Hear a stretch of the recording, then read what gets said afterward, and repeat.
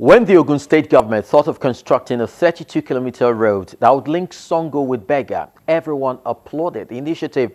But years after the project started, work appears to have stopped. An eyewitness photo showing the state of the Agbado end of the project gives us a lead to our first story. The Kara Bridge continues to make the cut on the program for reasons that must be critically paid due attention, that is safety. Once again, we are confronted with an accident that almost claimed 12 lives.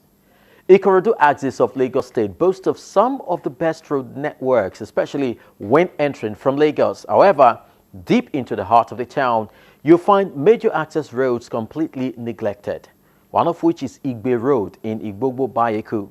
These and more on Eyewitness Report. I'm Chris Ilams.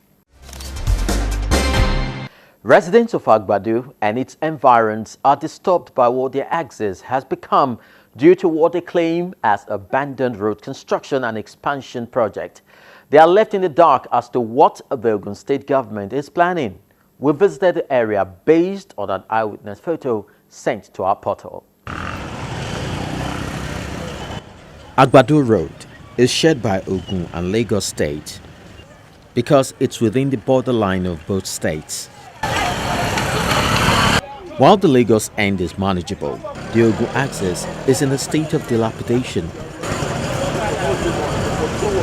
Our journey to see for ourselves the state of Agbado Crossing suffers a setback on getting to this point of the road. It has become impossible by cars. Only those who can afford the cost of a bike dare to engage one. Even the tricyclists don't ply the route anymore, and this is impacting the residents negatively. This road now, don't spoil now over 3 or 4 years ago. So we just manage ourselves to pack all the gutter.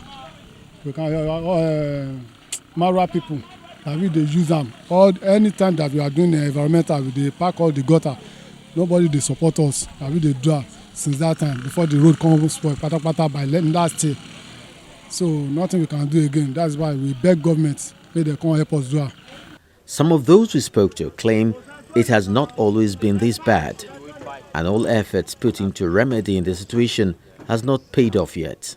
If you were here maybe about 3 weeks ago, you will have discovered that the depth of pit we have here could swallow a whole motor car. There was a day that a vehicle was carrying a gari here, that when it entered inside the water here, all the water flooded the car. All the bags of gari that were inside it got spoiled.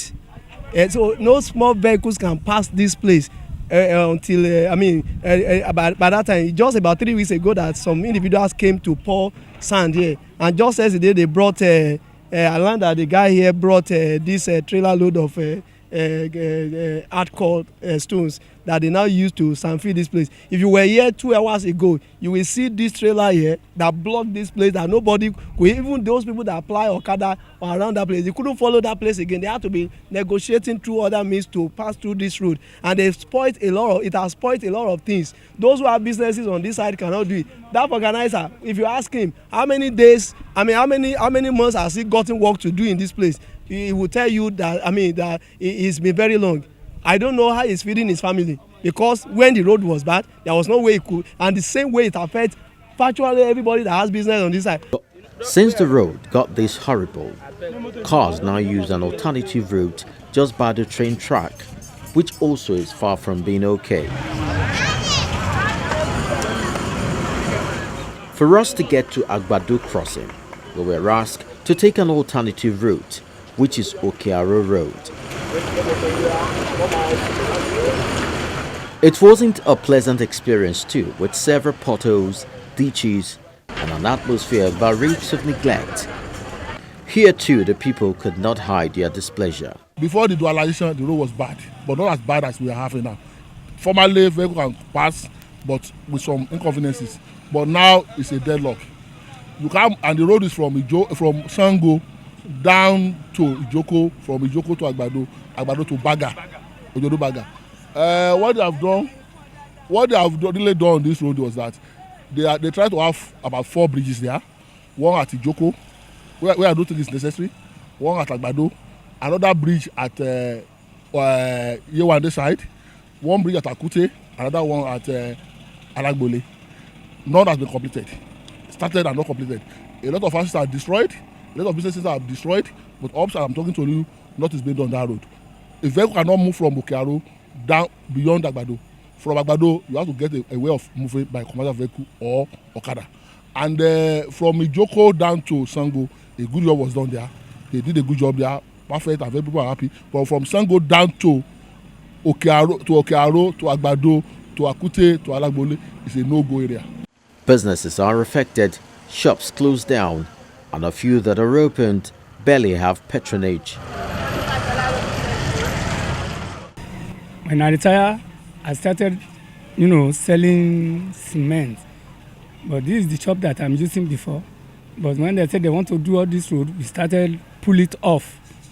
So we are panicked that there's no way we can get another shop. That's why I put pallet here, put cement on the because of this road now. What I've been making before, in sales I cannot make it. So before I used to sell like one trailer, half trailer or something like that. But now, scarcely that I can sell only 100. Because the one that is there now is almost about a month now. And it's still there. You see it. Finally, we arrive at Agbado Crossing, with a yet to be completed bridge staring us in the face. Passengers are everywhere, most of whom are stranded, because no vehicle is willing to go their direction due to the state of the road.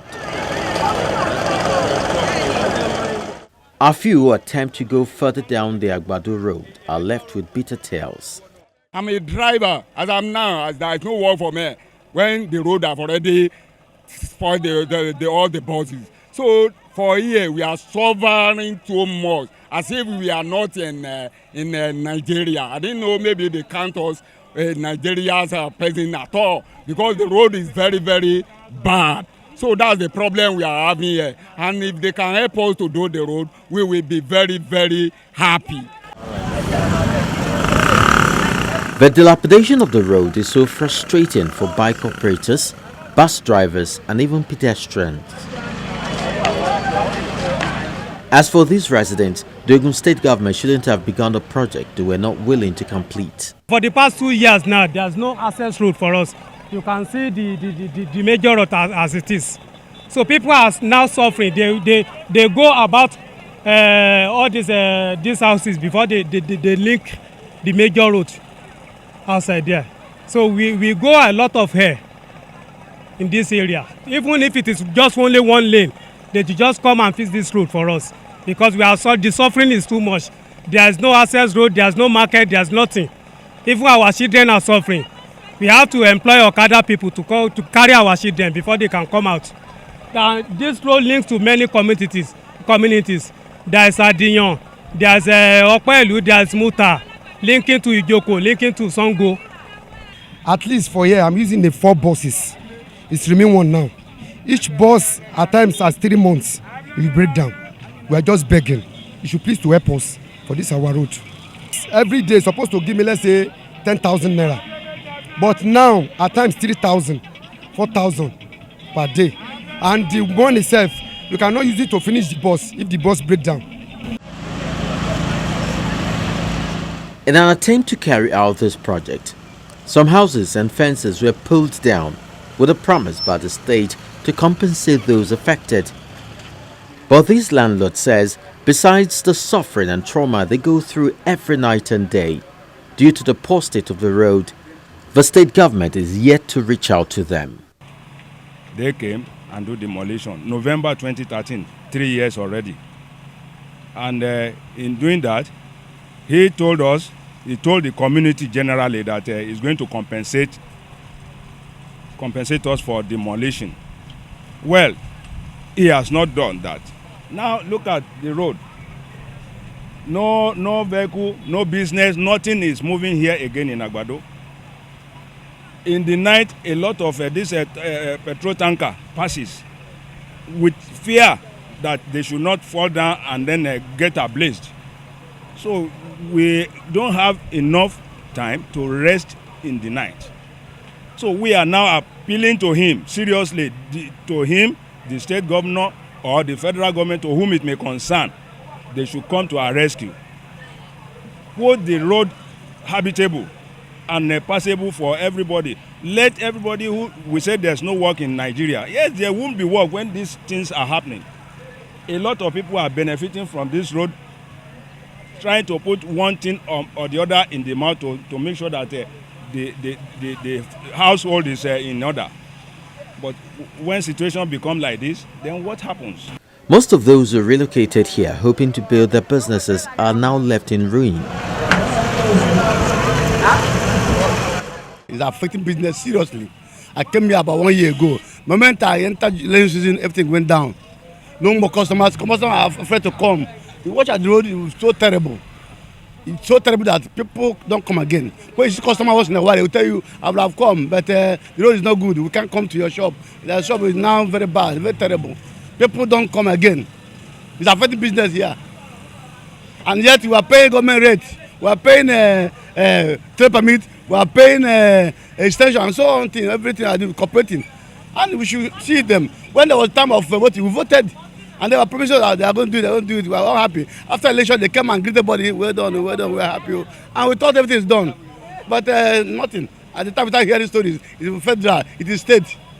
So that is the issue. So anybody government can help us come around. Look at this road, do something about it. Our shop, we normally have full shop, the double shops. We do have a lot of markets, and since the road got spoiled, there is no supply. We can't order markets from the company. There is no company that will rig their motor in this road to supply us markets. So it's really terrible for us. The sales is low, especially as of last year. By this time, our motor, any drink, all sorts of drinks, we normally have offload maybe two to three trailer a day. But now we cannot even boast of one trailer in a day due to the road. So it's really affecting our business.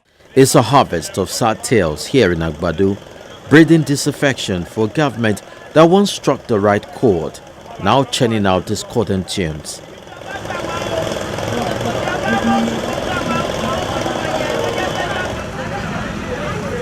Cases of bikes and humans wading through mud is no longer a new theme. It's become part of a life they are forced to live with. Now they wish this episode of the Tales of Frustration would one day be history. However, the Commissioner for Works in Ogun State has given his word to give us update on what government is doing about this and other projects in the state. Hopefully we should serve you that in our next episode.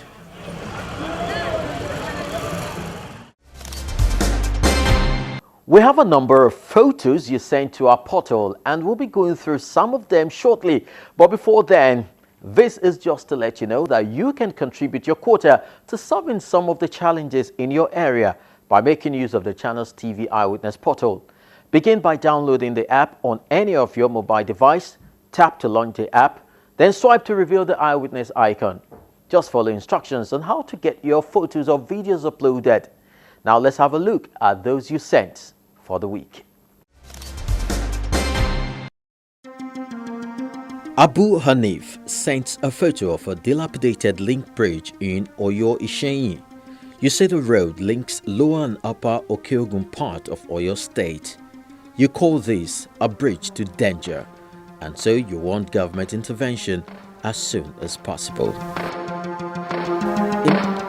Next is a photo of a dilapidated Christ Apostolic Church Junior Grammar School of Bomosho, Oyo State. Our eyewitness thinks we only pay lip service to education in this country, judging by what most schools have become.